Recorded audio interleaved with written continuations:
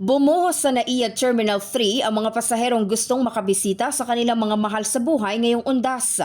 Ayon sa New NAIA Infracorp, aabot sa mahigit 1.3 milyon na pasahero ang inaasahang babiyahe mula October 27 hanggang November 5 o katumbas ng humigit kumulang 135,000 na pasahero bawat araw. Pero may ilan ding sinamantala ang long weekend para magbakasyon sa ibang bansa gaya ni Fatima Morabor mula Leyte na papuntang Singapore kasama ang kanyang kapatid. Pagbalik na lang daw nila ng Pilipinas saka sila bibisita sa puntod ng kanilang mga mahal sa buhay.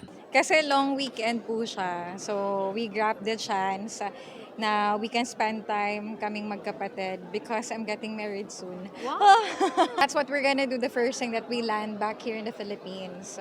So hindi pa. So pinili nyo na pagbalik na lang? Yes. Para? Masulit namin yung long weekend.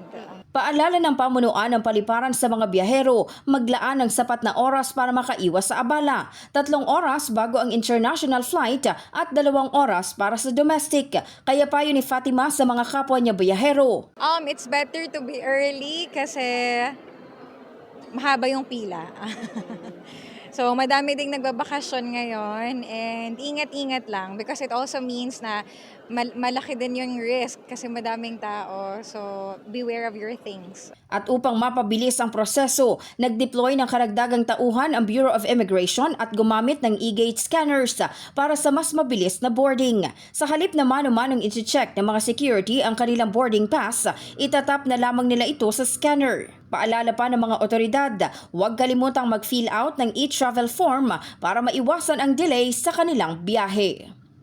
In the heart of changing lives, ako si Brigada Maricar Sargan ng 105.1 Brigada News FM Manila, The Music and News Authority.